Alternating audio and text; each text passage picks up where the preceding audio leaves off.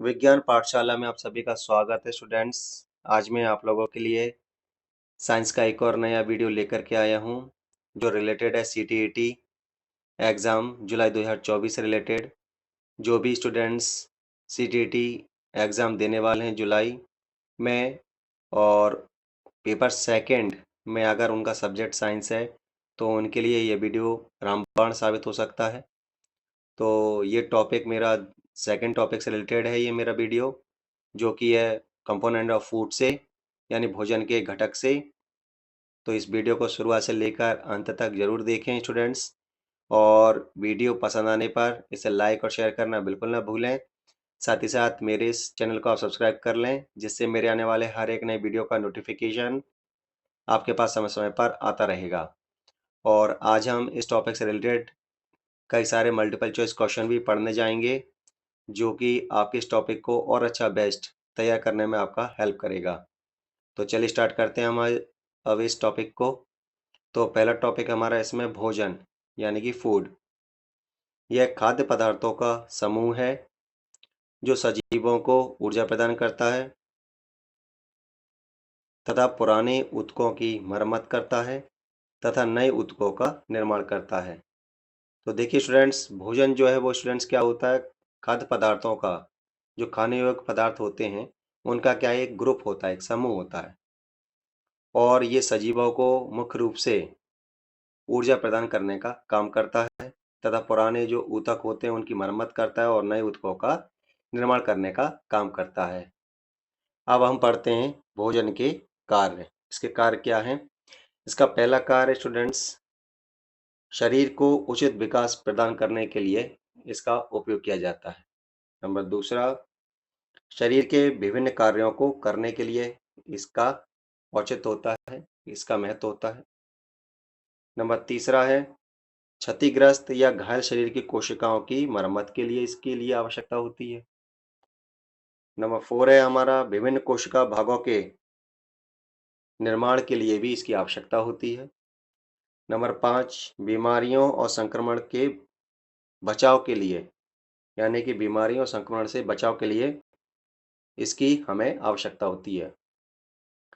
Next है, विभिन्न गतिविधियां जैसे चलना कूदना आदि करने के लिए ऊर्जा प्रदान करना इसका मुख्य उद्देश्य होता है। तो ये कुछ भोजन के स्टूडेंट्स कार्य हैं जिन्हें आपको ध्यान से पढ़ना है, समझना है। और भोजन की ये डेफिनेशन है कि इसका मेन औचित्य क्या है, तो इस चीज को ध्यान में रखें स्टूडेंट्स। बढ़ते हैं हम अगले पेज की ओर। अगला टॉपिक है हमारा पोषण।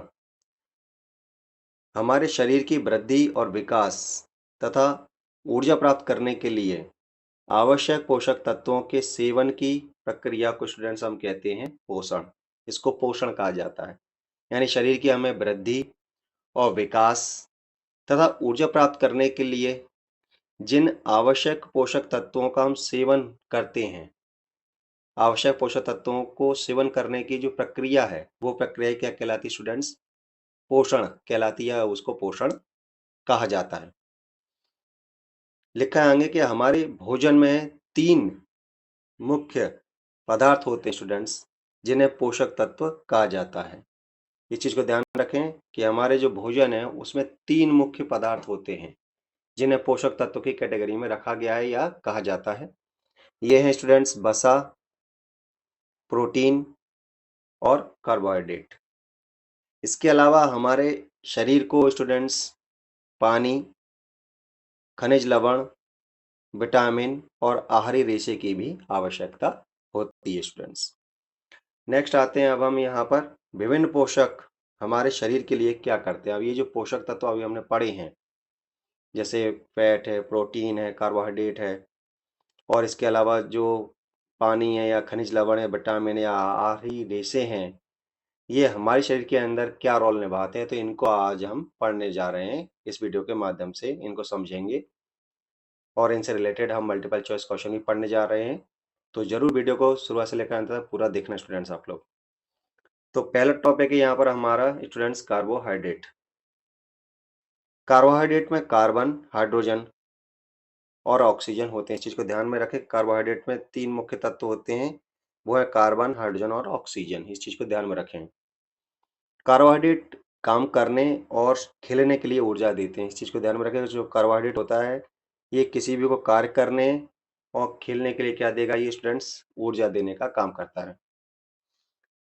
वे सभी जीवित जीवों के लिए आवश्यक महत्वपूर्ण पोषक तत्वों में से एक है, यानी जो भी जीव हैं उनको जीवित रहने के लिए जो भी वो पोषक तत्व ले रहा है, उनमें से एक मुख्य पोषक तत्व क्या होता है स्टूडेंट्स, कार्बोहाइड्रेट होता है। लिखा है आगे कि कार्बोहाइड्रेट तुरंत ऊर्जा देते हैं। कार्बोहाइड्रेट का मुख्य काम होता है कि ये बहुत ही जल्दी क्या देते हैं, ऊर्जा देने का काम करते हैं। कार्बोहाइड्रेट युक्त भोजन को ऊर्जा देने वाला भोजन भी कहा जाता है। इस चीज को ध्यान में रखें कि कार्बोहाइड्रेट युक्त भोजन को हम क्या कहते हैं स्टूडेंट्स, ऊर्जा देने वाला भोजन भी कहा जाता है या कहते हैं। बढ़ते हैं अगले पेज की ओर। अब हम पढ़ते हैं कार्बोहाइड्रेट का कार्य। कार्बोहाइड्रेट का कार्य क्या होता है। देखिए कार्बोहाइड्रेट क्या है, ये देता है ऊर्जा। कार्बोहाइड्रेट क्या है, कार्बोहाइड्रेट ऊर्जा प्रदान करते हैं। ये श्वसन के दौरान ऑक्सीजन के साथ प्रतिक्रिया करते हैं और ऑक्सीकृत होते हैं और ऊर्जा प्रदान करने का काम करते हैं या ऊर्जा उत्पन्न करने का काम करते हैं। तो इस चीज को ध्यान में रखें कि कार्बोहाइड्रेट का मुख्य काम क्या हुआ स्टूडेंट्स, ऊर्जा देना, एनर्जी देना, इसलिए इसे एनर्जी गिविंग फूड भी कहा जाता है।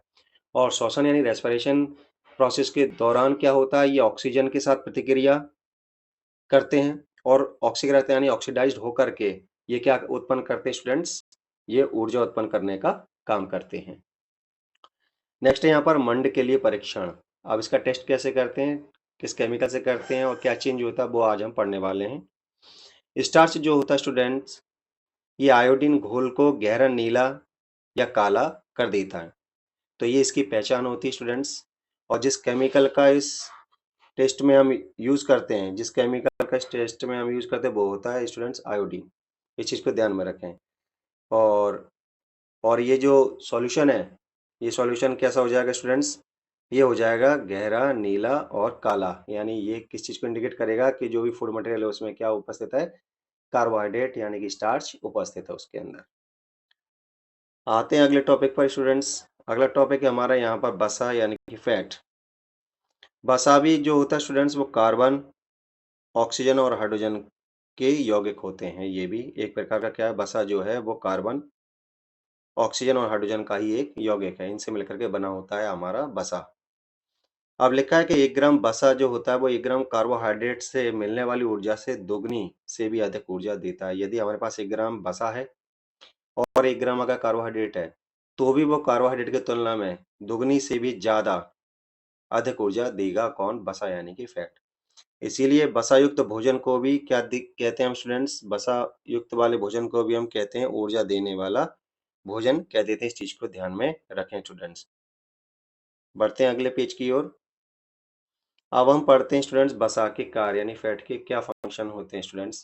पहला है बसा ऊर्जा के संकेंद्रित स्रोत हैं। इस चीज को ध्यान में रखें, ये इनसे हमें क्या मिलती है, ऊर्जा मिलती है। सेकंड पॉइंट है यहाँ पर बसा हमारे शरीर को ठंड से बचाती है। नंबर तीसरा पॉइंट है बसा भोजन में स्वाद जोड़ती है। नंबर चौथा पॉइंट है बसा हमारे नाजुक अंगों की रक्षा करते हैं। तो ये 4 पॉइंट है जिनको आपको रिमेंबर रखना है, याद रखना है। नेक्स्ट है यहाँ पर बसा के लिए क्या परीक्षण है कि अगर कोई फैट है उसका परीक्षण हम कैसे कर सकते हैं। किसी फूड मटेरियल में अगर फैट उपस्थित है तो उसका टेस्ट कैसे कर सकते हैं। उसका टेस्ट ये है कि बसा युक्त अगर पदार्थ अगर किसी कागज में लपेटा हुआ है तो कागज पर चिकना एवं पारदर्शी दाग छोड़ देगा। तो इससे हमें पता चल जाएगा कि ये जो फूड मटेरियल है उसमें क्या मौजूद है स्टूडेंट्स, आपका फैट यानी कि बसा उपस्थित है। यानी बसा युक्त पदार्थ कागज पर स्टूडेंट्स ध्यान रखें, कागज पर चिकना और पारदर्शी दाग छोड़ देते हैं। तो ये इसकी पहचान है कि उस फूड मटेरियल में क्या उपस्थित था, फैट उपस्थित था, यानी कि फैट उपस्थित है, यानी कि बसा उपस्थित है स्टूडेंट्स। अगला थर्ड टॉपिक है हमारा यहाँ पर स्टूडेंट्स प्रोटीन। प्रोटीन में कार्बन, हाइड्रोजन और ऑक्सीजन के अलावा नाइट्रोजन भी होता है। विकास के लिए नई कोशिकाएं बनाने और पुरानी कोशिकाओं को बदलने के लिए इनकी आवश्यकता होती है। इस चीज को ध्यान में रखें। बाल, नाखून, त्वचा और मांसपेशियों में अधिकतर प्रोटीन होता है। प्रोटीन को शरीर वर्धक भोजन भी कहते हैं स्टूडेंट्स, इस चीज को ध्यान में रखें, ये अच्छा पॉइंट है। प्रोटीन को क्या कहा जाता है स्टूडेंट्स? प्रोटीन को हम शरीर वर्धक भोजन भी कहते हैं, और ये हमारे विकास के लिए, नई कोशिकाएं बनाने और पुरानी कोशिकाओं को बदलने के लिए इनकी आवश्यकता होती है। ठीक है। और इसमें इसमें प्रोटीन में देखा जाए तो कार्बन, हाइड्रोजन और ऑक्सीजन के साथ साथ क्या होता है स्टूडेंट? नाइट्रोजन भी होता है। तो ये कुछ खास खास पॉइंट मैंने आपके लिए सिलेक्ट किए हैं जो कि हो सकता है परीक्षा की दृष्टि से पूछे जा सके, तो वही मैटर मैंने आपके लिए इसमें सिलेक्ट किया है। अब हम पढ़ते हैं स्टूडेंट्स कि प्रोटीन के कार्य क्या होते हैं। पहला इसमें पॉइंट है हमारे स्टूडेंट्स की नई कोशिकाओं का निर्माण और विकास में मदद करना। पहला तो ये पॉइंट हुआ है कि जो नई कोशिकाएं होती हैं उनका निर्माण करना और विकास में क्या करना है? आपकी हेल्प करना, ये प्रोटीन का मुख्य कार्य होता है। नंबर दूसरा पॉइंट है कि हमारे शरीर में ऊतकों को बनाए रखने यानी टिश्यूज को बनाए रखने, आवश्यक मरम्मत करने में सहायता करना, यानी आवश्यक मरम्मत अगर कोई टूट फूट हो जाती है या कुछ क्षतिग्रस्त हो जाती है अगर सेल्स या टिश्यूज, तो उनको क्या करना है? उनकी मरम्मत करने में ये महत्वपूर्ण भूमिका निभाएगा। अगला है हार्मोन बनाने में ये मदद करता है। तो प्रोटीन का मुख्य काम ये भी हुआ कि ये हार्मोन बनाने में भी मदद करता है। बढ़ते हैं अगले पेज की ओर। आप देखते हैं प्रोटीन का परीक्षण, इसका हम परीक्षण करते हैं तो इसका परीक्षण हम किन केमिकल्स की सहायता से करते हैं? तो केमिकल्स को भी ध्यान में रखना है हमें स्टूडेंट्स, और उसका अंतिम परिणाम क्या निकलता है वो भी हमें ध्यान में रखना है। हो सकता है परीक्षा में इससे रिलेटेड कोई क्वेश्चन पूछ लिया जाए, इसलिए मैंने ये टॉपिक रखे हैं आपके लिए। यदि हम प्रोटीन युक्त कोई भी नमूना लेते हैं और उसमें अगर हम 2 मिलीलीटर सोडियम हाइड्रोक्साइड घोल मिलाते हैं और इसमें कॉपर सल्फेट घोल की लगभग 5 से 6 बूंदें मिलाएं, यदि नीला बैंगनी रंग दिखाई देता है तो यह प्रोटीन की उपस्थिति को इंगित करता है। तो ये चीज को ध्यान में रखें कि अगर नीला बैंगनी रंग आता है उस सॉल्यूशन में, तो समझ जाइए कि वो जो फूड मटेरियल लिया है या जो नमूना लिया है, सैंपल लिया है, उसमें क्या मौजूद है स्टूडेंट्स? उसमें प्रोटीन मौजूद है स्टूडेंट्स, वो प्रोटीन की उपस्थिति को दर्शाएगा। बढ़ते आगे, फोर्थ पॉइंट है हमारा विटामिन। तो विटामिन क्या करते हैं वही हम पढ़ने जा रहे हैं कि हमारे शरीर को विटामिन की बहुत कम मात्रा में आवश्यकता होती है। विटामिन हमारी आँखों, हड्डियों, दाँतों और मसूड़ों को स्वस्थ रखने में मदद करते हैं। तो इनका मुख्य काम क्या हुआ स्टूडेंट्स? ये ध्यान रखें कि आँखें, हड्डियाँ, दाँत या मसूड़ों को स्वस्थ रखने में ये क्या करते हैं स्टूडेंट्स? मदद करते हैं। विटामिन से भरपूर खाद्य पदार्थों को सुरक्षात्मक भोजन कहा जाता है। तो इस चीज़ को ध्यान में रखें कि विटामिन से भरपूर जो खाद्य पदार्थ होते हैं उनको सुरक्षात्मक भोजन कहा जाता है, क्योंकि वे हमारे शरीर को बीमारियों से बचाते हैं और हमें स्वस्थ रखते हैं, इसलिए इनको क्या कहा जाता है स्टूडेंट? सुरक्षात्मक भोजन कहा जाता है। बढ़ते हैं अगले पेज की ओर। अगला टॉपिक है हमारा खनिज यानी कि मिनरल्स। हमारे शरीर को कम मात्रा में खनिजों की आवश्यकता होती है। शरीर के समुचित विकास और अच्छे स्वास्थ्य को बनाए रखने के लिए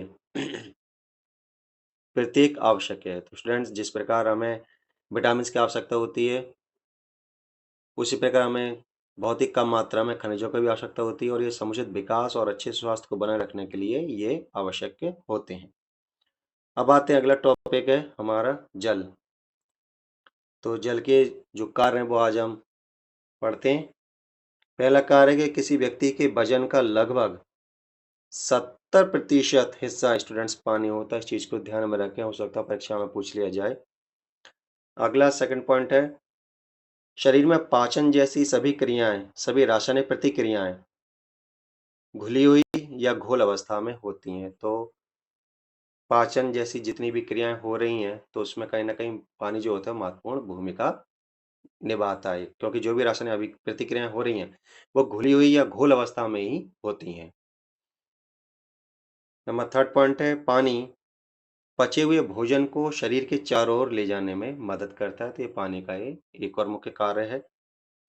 नेक्स्ट है यहाँ पर फोर्थ पॉइंट, ये है अपशिष्ट पदार्थों को भी बाहर निकालता है, और जो पसीने और मूत्र के रूप में शरीर से बाहर निकाले जाते हैं। तो स्टूडेंट्स फोर्थ पॉइंट ये है कि जो अपशिष्ट पदार्थ होते हैं हमारे शरीर के अंदर, जैसे शरीर के अंदर हमारे यूरिया बनती है, ठीक है ना? तो ये शरीर में जो भी हानिकारक पदार्थ बनते हैं, उनको बाहर निकालता है और किस रूप में निकालता है? मूत्र के रूप में या पसीने के रूप में हमारे शरीर से जो हानिकारक पदार्थ होते हैं वो बाहर निकलते हैं। तो इसमें ये महत्वपूर्ण भूमिका निभाता है। अगला है यहाँ पर लास्ट पॉइंट पानी का, कि पानी पसीने की प्रक्रिया के माध्यम से शरीर के तापमान को नियंत्रित करने में भी मदद करता है। यानी जो पसीना अगर निकल रहा है, पानी जो है वो पसीने के रूप में निकलता है, तो इससे हमारे शरीर का जो है जो टेम्परेचर है वो रेगुलेट रहता है, यानी कि नियमित बना रहता है। यानी हमारे शरीर का जो तापमान है वो एक रेगुलर एक लेवल पर एक एक नियमित तापमान पर बना रहता है। यानी जो पानी होता है वो पसीने की प्रक्रिया के माध्यम से हमारे शरीर के तापमान को क्या करता है? नियंत्रित करने में महत्वपूर्ण भूमिका निभाता है। यानी हमारे शरीर का जो बॉडी टेम्परेचर है उसको कंट्रोल करने का काम करता है। कौन? स्टूडेंट्स, पानी करता है, यानी वाटर करता है।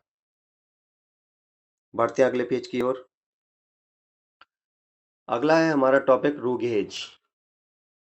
रूगेज भोजन का वह रेशेदार पदार्थ है जो पच नहीं पाता। रोगेज को आहारी रेशे भी कहा जाता है। इस चीज को ध्यान में रखें, रोगेज को स्टूडेंट्स आहारी रेशे के नाम से भी जाना जाता है या आहारी रेशे कहा जाता है। अब रोगेज के कुछ कार्य हैं, तो इसका पहला कार्य, इससे हमारे शरीर को बिना पचे भोजन से छुटकारा पाने में मदद मिलती है। तो पहला तो पॉइंट ये हो गया कि हमारे शरीर में बिना पचा जो भोजन होता है उससे छुटकारा पाने में ये क्या करेगा? मदद करेगा। नंबर दूसरा है कि यह कब्ज से बचाता है। ये आपको कब्ज से क्या करेगा? बचाने का काम करेगा। नंबर थर्ड है, यह पानी बनाए रखने में मदद करता है। ठीक है, तो ये थर्ड पॉइंट ये हो गया कि रोगेज का मेन काम क्या हो गया? पानी को बनाए रखने में भी मदद करता है ये रोगेज। आते हैं अगले टॉपिक पर, इसका नाम है आहार, संतुलित आहार। ऐसा आहार जिसमें शरीर के लिए आवश्यक सभी पोषक तत्वों के साथ साथ वृक्ष पदार्थ और पानी भी सही अनुपात में मौजूद हो, संतुलित आहार कहलाता है स्टूडेंट्स। तो इस चीज को ध्यान में रखें, संतुलित आहार कैसे कहेगी? इसकी डेफिनेशन है कि ऐसा आहार जिसमें शरीर के लिए आवश्यक है सभी पोषक तत्व वही जो मैंने शुरुआत में पढ़े, फैट, प्रोटीन, विटामिन, ठीक है ना? फैट, प्रोटीन और कार्बोहाइड्रेट की बात की थी, जो पोषक तत्व जो मेन थे हमारे, उनके साथ साथ वृक्ष पदार्थ और पानी, यानी रोगेज भी शामिल हो उसमें, पानी भी शामिल हो, ठीक है ना? और इस भोजन में विटामिन भी होना चाहिए, खनिज भी होना चाहिए स्टूडेंट साथ साथ में, और वो सही अनुपात में हो, सही अनुपात में मौजूद हो। तो उसी प्रकार के भोजन को हम क्या कहेंगे? ऐसे आहार को हम क्या कहेंगे? संतुलित आहार कहेंगे या संतुलित आहार कहलाता है। बढ़ते हैं अगले पेज की ओर। क्वेश्चन हमारा टॉपिक है कि कमी से होने वाले रोग। अब जो भी हम पोषक तत्व ले रहे हैं या जो विटामिन या खनिज हम ले रहे हैं, अब उनको अगर हम नियमित रूप से अगर हम अपने भोजन में शामिल नहीं कर रहे हैं, तो कहीं न कहीं हमारे शरीर में उसकी कमी होगी और उससे होने वाले कुछ रोग भी पैदा होंगे। तो वही इससे रिलेटेड हमारा ये टॉपिक है। तो पोषक तत्वों की कमी के कारण होने वाले रोगों को कमी से होने वाले रोग कहा जाता है। ठीक है ना? इस चीज़ को ध्यान में रखें, पोषक तत्व वही फैट, प्रोटीन, आपका कार्बोहाइड्रेट, या हम यहाँ पर विटामिन की बात कर सकते हैं, जैसे विटामिन है और कुछ खनिज तत्व भी हैं। यदि किसी कारण से हमारे भोजन में उनकी कमी बनी रहती है, तो इस कारण से हमें जो रोग होगा, वो कमी से होने वाले रोग कहलाएँगे। इस चीज़ को ध्यान में रखें। तो पढ़ लेते हैं, जैसे इसमें पहला दिया गया कार्बोहाइड्रेट, अगर इसे कमी होगा तो इससे होने वाला रोग कौन-सा हो जाएगा? कि कमज़ोरी आएगी हमें स्टूडेंट्स, कमज़ोरी आ जाएगी। नंबर 2, प्रोटीन की अगर कमी हमारे भोजन में, प्रोटीन जो पोषक तत्व है, यदि ये भोजन में नहीं है, हम रेगुलर ऐसा भोजन कर रहे हैं जिसमें प्रोटीन ही नहीं है, तो हमें क्या रोग हो सकता है? क्वाशीयोर का रोग हो जाएगा हमें स्टूडेंट्स। नंबर 3 है, यदि हमारे भोजन में वसा नहीं है, फैट नहीं है, तो हमें इससे होने वाला जो रोग होगा कि शरीर जो होगा हमारा कमज़ोर हो जाएगा। नंबर 4 है विटामिन ए। अगर विटामिन ए वाला अगर हम भोजन नहीं कर रहे हैं तो स्टूडेंट्स उससे हमें रोग हो जाएगा स्टूडेंट्स रतौंधी। रतौंधी रोग हो जाएगा। अगर विटामिन बी वाला अगर हम भोजन नहीं है हमारे खाने में, तो उससे हमें वेरी वेरी रोग हो जाएगा। विटामिन सी वाला अगर भोजन नहीं है, अगर हम विटामिन सी वाला अगर भोजन नहीं करते हैं, तो हमें स्कर्वी रोग हो सकता है। विटामिन डी की कमी से हमें स्टूडेंट्स रिकेट्स हो सकता है। विटामिन ई की कमी से हमें नपुंसकता या प्रजनन क्षमता में कमी आ सकती है। विटामिन के इससे रक्त का थक्का नहीं बनता। यदि अगर भोजन में हमारे विटामिन के की कमी है, तो उससे क्या हो जाएगा स्टूडेंट्स, रक्त का थक्का नहीं बनेगा। नेक्स्ट है पॉइंट हमारा खनिज लवण। कुछ खनिज लवण है जैसे कैल्शियम और फास्फोरस। यदि इनकी कमी है हमारे अगर भोजन में किसी रूप में, तो दांतों और हड्डियों में क्या होगा स्टूडेंट्स, उनमें कमजोरी आना शुरू हो जाएगी। यदि हमारे भोजन में आयरन की कमी है, लोहे की कमी है, तो स्टूडेंट्स हमें खून में हीमोग्लोबिन की कमी हो जाएगी। इसे खून में हीमोग्लोबिन की कमी को झेलना पड़ सकता है हमें स्टूडेंट्स। और लास्ट है हमारा खनिज लवण आयोडीन। ठीक है, यदि आयोडीन की कमी रहती है हमारे भोजन में, तो इससे हमें घेंगा नामक रोग भी हो सकता है या उससे हम ग्रसित हो सकते हैं। तो स्टूडेंट्स, ये कुछ पोषक तत्व हैं और विटामिन थे और खनिज थे जिनकी कमी अगर हो जाती है हमारे भोजन में, तो उनसे होने वाले कौन कौन से रोग हैं। तो इस पर जरूर फोकस करना, क्योंकि हो सकता हो परीक्षा में इससे रिलेटेड भी कोई क्वेश्चन हमें फेस करना पड़े। तो बढ़ते हैं अगले पेज की ओर। अब हम पढ़ेंगे मल्टीपल चॉइस क्वेश्चंस और इनके सही आंसर जानेंगे कि इनके सही आंसर क्या हैं स्टूडेंट्स। देखिए, वह पदार्थ जो जीवन और विकास को बनाए रखने के लिए आवश्यक है कहलाता है स्टूडेंट्स। ए पोषक तत्व, बी स्टार्च, सी स्कर्वी और डी विटामिन। तो इसका सही आंसर स्टूडेंट्स ए पोषक तत्व कहलाता है। नंबर सेकंड क्वेश्चन है, निम्नलिखित में से कौन सा पोषक तत्व नहीं है। ए कार्बोहाइड्रेट, बी वसा, सी पानी और डी विटामिन। तो इसका सही आंसर स्टूडेंट्स सी पानी। ये पोषक तत्व की कैटेगरी में नहीं आता स्टूडेंट्स। थर्ड क्वेश्चन है, कार्बोहाइड्रेट पाए जाते हैं। ए चावल, बी गाजर, सी नींबू और डी दाल। इसका सही आंसर स्टूडेंट्स कार्बोहाइड्रेट जो है वो पाया जाता है चावल में स्टूडेंट्स। बढ़ते हैं अगले पेज की ओर। वसा की संरचना है जिसे अभी हम पढ़ चुके हैं। ए कार्बन, सल्फर और हाइड्रोजन, बी कार्बन, सल्फर और नाइट्रोजन, सी ऑक्सीजन, नाइट्रोजन और हाइड्रोजन, डी कार्बन, हाइड्रोजन और ऑक्सीजन। तो इसका सही answer students D carbon, hydrogen और ऑक्सीजन। अगला क्वेश्चन, स्टार्च का परीक्षण किसके द्वारा किया जा सकता है। तो इसका ऑप्शन दिया गया है, ए आयोडीन घोल, B caustic soda, C copper sulphate, D Fehling का घोल। तो इसका सही आंसर स्टूडेंट्स ए आयोडीन घोल। अगला क्वेश्चन, निम्नलिखित में से कौन से ऊर्जा देने वाले खाद्य पदार्थ हैं। ए वसा, बी कार्बोहाइड्रेट, सी दोनों ए और बी और डी इनमें से कोई नहीं। तो इसका सही आंसर स्टूडेंट सी दोनों, ए और बी दोनों ही ऊर्जा देने वाले खाद्य पदार्थ की श्रेणी में आते हैं। अगला क्वेश्चन है, घी और मक्खन को क्या कहा जाता है। स्टूडेंट्स, ए वनस्पति वसा, बी पशु आहार, सी मिश्रित वसा और डी प्राकृतिक वसा। इसका सही आंसर स्टूडेंट्स पशु वसा। घी और मक्खन को हम पशु वसा भी कह सकते हैं या कहा जाता है। बढ़ते हैं अगले क्वेश्चन की ओर।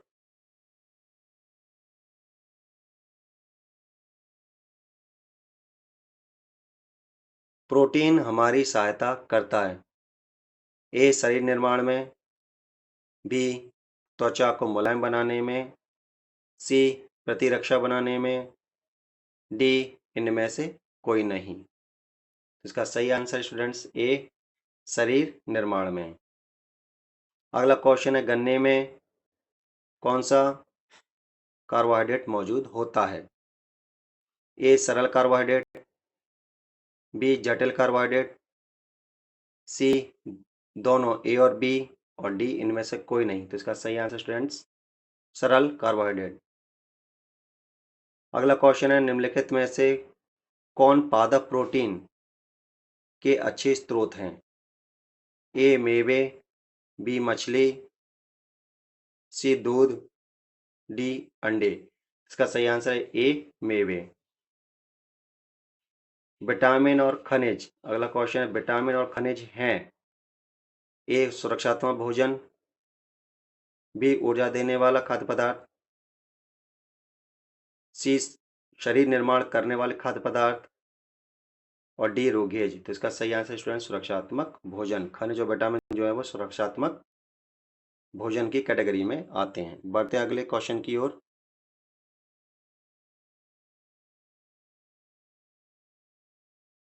अगला क्वेश्चन है, निम्नलिखित में से कौन पशु प्रोटीन के अच्छे स्रोत हैं? ए बादाम, बी सोयाबीन, सी पनीर, और डी अखरोट। तो इसका सही आंसर स्टूडेंट्स सी पनीर। अगला क्वेश्चन है, निम्नलिखित में से कौन सा पोषक तत्व हमें बीमारियों से लड़ने में मदद करता है? A protein, B carbohydrate, C vitamin, और डी रोगेज। इसका सही आंसर स्टूडेंट सी विटामिन, जो हमें बीमारियों से लड़ने में मदद करता है। नेक्स्ट क्वेश्चन है, हमारे शरीर में पानी का प्रतिशत है? तो इसका ऑप्शन है, ए 50%, बी 60%, सी 70%, और डी 100%। तो इसका सही आंसर स्टूडेंट सी, जिसे हम पढ़ चुके हैं, 70% पानी होता है हमारे शरीर में। ए अगला क्वेश्चन है, विटामिन की कमी से होने वाले रोग कहलाते हैं? ए आहार संबंधी रोग, बी दीर्घकालिक रोग, सी कमी से होने वाले रोग, और डी संचारित रोग। तो इसका सही आंसर स्टूडेंट्स के विटामिन की कमी से होने वाले रोगों को कहा जाता है स्टूडेंट्स कमी से होने वाले रोग। बढ़ते हैं अगले क्वेश्चन की ओर। अगला क्वेश्चन है, सभी कमी वाले रोगों को रोका जा सकता है? ए स्वच्छता से, बी एंटीबायोटिक्स लेने से, सी टीकाकरण से, डी संतुलित आहार लेने से। तो सभी कमी वाले रोगों को हम स्टूडेंट्स रोक सकते हैं संतुलित आहार से। आहार अगर हम लेंगे संतुलित आहार, तो उससे हम इन रोगों को रोक सकते हैं। अगला क्वेश्चन है, विटामिन ए की कमी से होता है? ए रतौंधी, बी बेरी, सी स्कर्वी, और डी रिकेट्स। तो विटामिन ए की कमी से स्टूडेंट्स हमने अभी पढ़ा है होता है रोग रतौंधी। अगला क्वेश्चन, स्कर्वी किसकी कमी के कारण होता है? ए विटामिन ए की कमी से, बी विटामिन बी की कमी से, सी विटामिन सी की कमी से, डी विटामिन डी की कमी से। इसका सही आंसर है सी विटामिन सी की कमी से। अगला क्वेश्चन, निम्नलिखित में से कौन सा खाद्य पदार्थ आयरन से भरपूर है? ए पालक, बी समुद्री मछली, सी दूध, डी ये सभी। तो इसका सही आंसर है ए पालक। पालक जो है वो आयरन से भरपूर होता है। बढ़ते अगले पेज की ओर। वह सब्जी जिसमें पानी होता है वह है? ए गोभी, बी बैगन, सी आलू, और डी ये सभी। तो इसका सही आंसर स्टूडेंट्स ये सभी। अगला क्वेश्चन, पोषक तत्वों का उदाहरण है? ए पानी, बी फाइबर, सी कार्बोहाइड्रेट, और डी इनमें से कोई नहीं। तो इसका सही आंसर स्टूडेंट्स सी कार्बोहाइड्रेट। अगला क्वेश्चन है, युक्त खाद्य पदार्थों को ऊर्जा देने वाला भोजन कहा जाता है? तो इसका आंसर है ए प्रोटीन, बी पानी, या सी विटामिन या डी वसा और कार्बोहाइड्रेट। तो स्टूडेंट्स ऊर्जा देने वाला जो भोजन है जिसे हम पहले पढ़ चुके हैं वो है वसा और कार्बोहाइड्रेट। स्टूडेंट्स बढ़ते अगले पेज की ओर।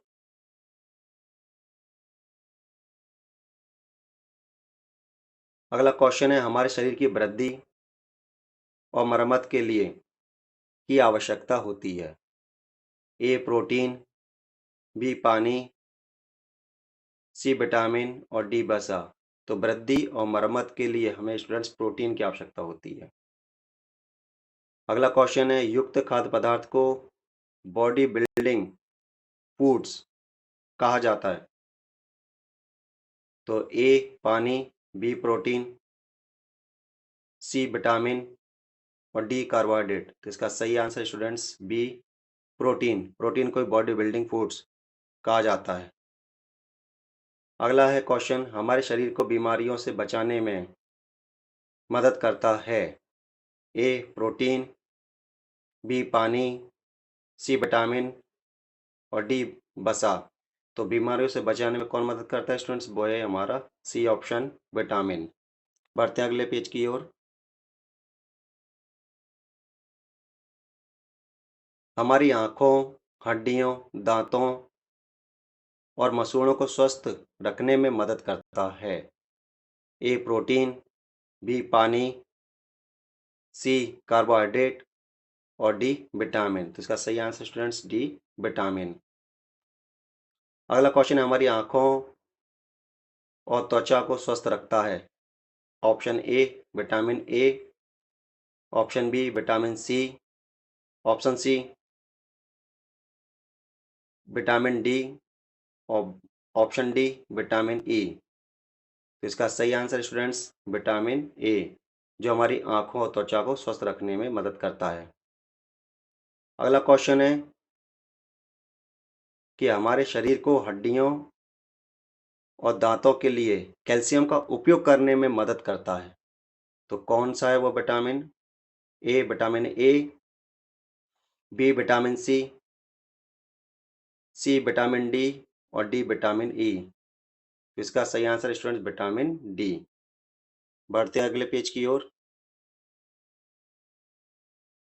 अगला क्वेश्चन है गेहूं में पोषक तत्व होते हैं। ए प्रोटीन, बी पानी, सी विटामिन और डी कार्बोहाइड्रेट। तो इसका सही आंसर है स्टूडेंट्स गेहूं में होता है पोषक तत्व, वो है कार्बोहाइड्रेट।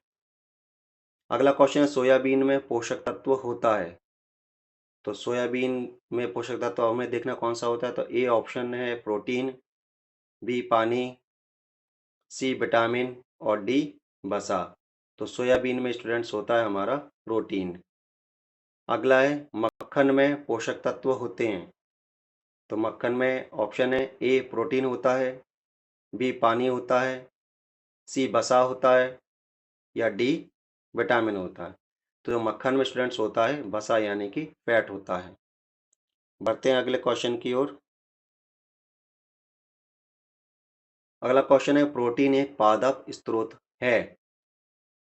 ए मछली, बी दूध, सी मटर और डी मांस। तो प्रोटीन एक पादप स्रोत है, तो इसका सही आंसर स्टूडेंट सी मटर। अगला क्वेश्चन है प्रोटीन एक पशु स्रोत है। ए बीन्स, बी मटर, सी मांस और डी सोयाबीन। तो स्टूडेंट्स प्रोटीन एक पशु स्रोत है, तो पशु स्रोत देखा जाए तो यहाँ पर मांस इस कैटेगरी में आता है। इसका सही आंसर स्टूडेंट्स मांस। अगला क्वेश्चन है मेवे वसा के स्रोत हैं। मेवे तो ए पौधा, बी पशु, सी दोनों ए और बी और डी इनमें से कोई नहीं। तो इसका सही आंसर स्टूडेंट्स मेवे जो है वो वसा के पौधा स्रोत हैं, ये पौधों से प्राप्त होते हैं हमें। बढ़ते अगले पेज की ओर। अंडे वसा का स्रोत है। ए पौधा, बी बस पशु, सी दोनों ए और बी और डी इनमें से कोई नहीं। इसका सही आंसर स्टूडेंट्स अंडे वसा का स्रोत होते हैं वो होता है स्टूडेंट्स पशु। अगला क्वेश्चन है विटामिन ए का स्रोत है स्टूडेंट्स, तो विटामिन ए का स्रोत देखते हैं कौन होता है। ए गाजर, बी गेहूं, सी नारंगी और डी मछली। तो इसका सही आंसर है ए गाजर। अगला क्वेश्चन है में विटामिन बी होता है। ए गाजर, बी चावल, सी नारंगी और डी मछली। तो इसका सही आंसर स्टूडेंट्स बी चावल। बढ़ते हैं अगले पेज की ओर। अगला क्वेश्चन है में विटामिन सी होता है। ए गाजर, बी गेहूं, सी मछली और डी टमाटर। तो विटामिन सी होता है स्टूडेंट्स खट्टे फलों में यानी कि टमाटर में। अगला क्वेश्चन है कि विटामिन डी का स्रोत है। ए पपीता, बी गेहूं, सी नारंगी और डी मछली। इसका सही आंसर स्टूडेंट्स विटामिन डी का जो अच्छा स्रोत होता है वो है मछली। बढ़ते हैं अगले क्वेश्चन की ओर। आहार फाइबर का स्रोत है। ए आलू, बी मछली, सी दूध और डी चावल। इसका सही आंसर स्टूडेंट्स ए आलू। बढ़ते अगले पेज की ओर। क्वेश्चन है हमारे शरीर को बिना पचे भोजन से छुटकारा पाने में मदद करता है। A protein, B vitamin, C आहारीय fibre और डी वसा। तो इसका सही आंसर स्टूडेंट्स कि हमारे शरीर को बिना पचे भोजन से छुटकारा पाने में मदद करता वो है आहारीय फाइबर। अगला क्वेश्चन है आयोडीन का स्रोत है।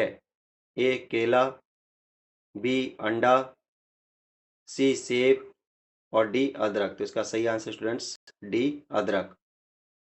अगला क्वेश्चन है फास्फोरस का स्रोत है। ए केला, बी अंडा, सी सेब और डी अदरक। तो फास्फोरस का सही देखा जाए तो जो स्रोत है वो है होता है ए केला। बढ़ते हैं अगले पेज की ओर।